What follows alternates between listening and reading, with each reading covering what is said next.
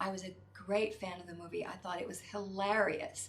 I think I saw it 3 times at the movie theater, and I thought it was such a fantastic idea. You know, it's always fun when you come across a truly original idea, and I thought that that movie was really unique and surprising, and had some of my favorite character actors in it. You know, Bill Murray, how much do I love him.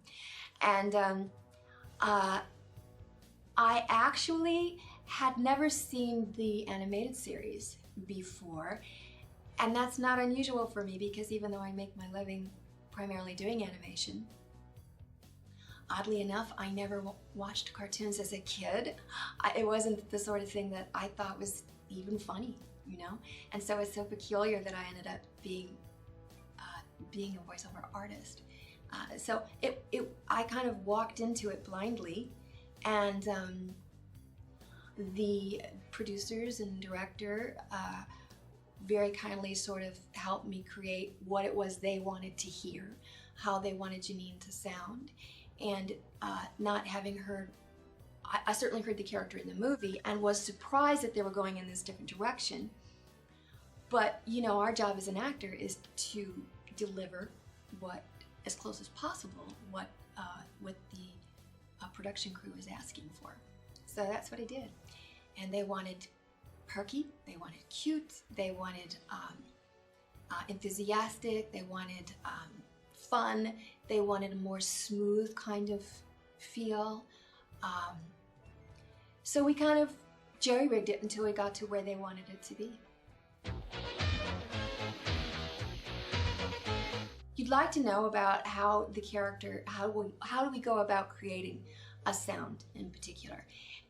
The thing with Janine is it's really very close to my own voice. This one isn't a real stretch for me.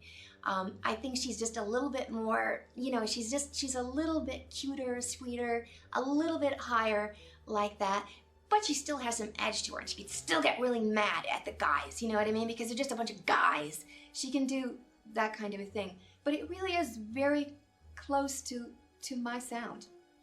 Unlike, you know, if I were doing a boy, or if I were doing a little girl, or, you know, it's very close to who I am, that character, sound-wise.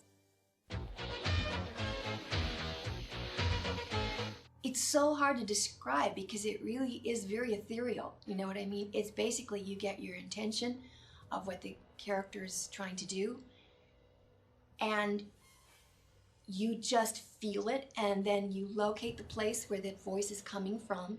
We talked about how, you know, my regular voice is a little bit lower, and then Janine is a little bit younger and higher like this. You get the placement there, and then you kind of figure out who she is in terms of how she reacts to certain situations. And then you just act off the other actors in the room. I want you to know that this is one of my very first series ever. It was a thrill, and I was the only girl in the room, which was not unusual back then. It was very normal to go into a room and have it be all guys. There were the 4 guys. There was Dave Coulier, there was Arsenio Hall, there was Frank Welker, and Maurice LaMarche. All 4 of these guys have a rather extensive stand-up background. So. And here I am, one of my first series, very intimidated, really shy, but so excited and thrilled to be there. And I'm telling you, I would go to work and just laugh my guts out every single time. I was their adoring fan. I mean, Dave Coulier, in my opinion, is one of the funniest men alive. Nobody has ever written a series for him that shows how funny he truly is. And Maurice is just a bundle of characters. He, like most comics, he's a great mimic. Many of them are fabulous impressionists. And this particular gang of guys, in particular, they enjoyed doing the classic characters.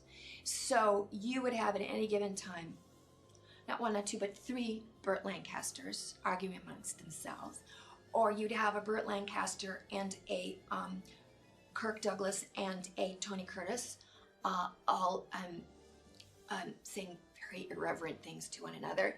And I just kind of just sat back and enjoyed the ride, you know?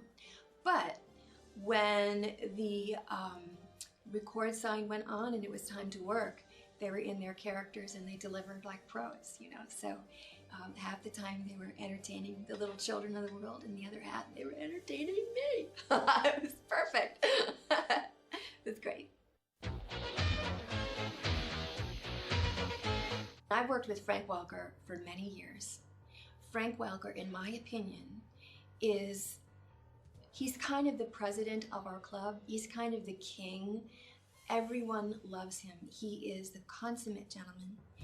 He is Mr. Smarty Pants. I mean, he has so many layers to that man. He's an airplane pilot. He's a fantastic golfer. And in addition, I think he's one of the finest actors that I've ever known. He can do an entire forest. I did a series once called Captain Planet, and Frank would do, we'd do an episode about ivory poaching in Africa, and he'd do the mother elephant and the baby as they were being torn apart from one another. And it was incredibly moving. You know, he's a very deep emotional actor. And we did an episode about puppy mills. You know, he can do really deep emotional work. And then he can turn around and be Slimer and be hilarious and endearing and very funny. So he has a lot of range, that guy. Maurice LaMarche, he is, I'm not even sure I know who he really is, because he can be anybody. And he will be anybody. In the space of 15 minutes, you will see 30 or 40 people trot right in front of you. Completely, utterly, perfectly defined characters. Dave Coulier, I remember Dave and we both had our first day together on the Ghostbusters. It was a new season, and he was coming on to replace someone, and I was replacing someone. And one of the things that I loved about Dave was that he, unlike most comedians, he said things purely for his own amusement. So he'd be in the back of the room and you'd hear him, and he'd start doing like a little concert with all of these little instruments that he would pretend to be trumpets and all kinds of stuff. And then he'd throw in all these little funny comments, but he would be doing it softly, and he would be doing it for his own enjoyment. And if you heard it and enjoyed it, great. And if you didn't, you're lost. And I could see that the other guys in the beginning were a little territorial. So they were kind of like, I don't laugh at him. And honest to God, he had them won over, I would say, by probably the second or third episode. He was like, they just could see that he was one of them and really special.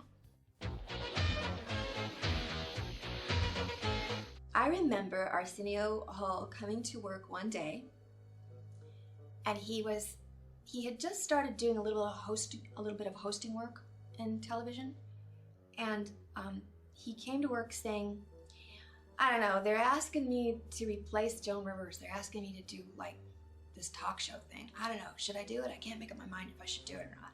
And then after that, you know, he went on and got his own show and stuff. So I remember that sort of moment in his life and being there while he was getting ready to launch. I think it was maybe the second season after that Buster came along. And Buster was a very, he was in the music world. And so he had this kind of cool vibe about him, you know, that was very different from the other guys. And he was very soft-spoken, I thought, and just a lovely man, you know.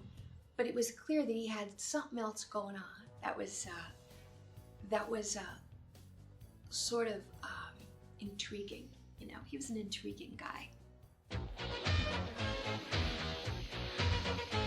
Marcia Goodman is one of, to me, the dearest people in my career. I've done quite a few episodes of things with her.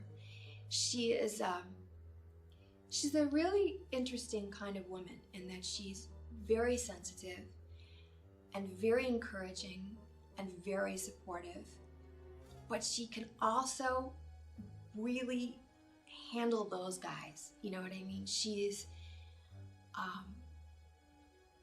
lives in that world and she understands them, and she really gets that whole, and I keep going back to comedians because in that particular show, that really was where a lot of the creativity came from in that cast, was their comedic background and who they were.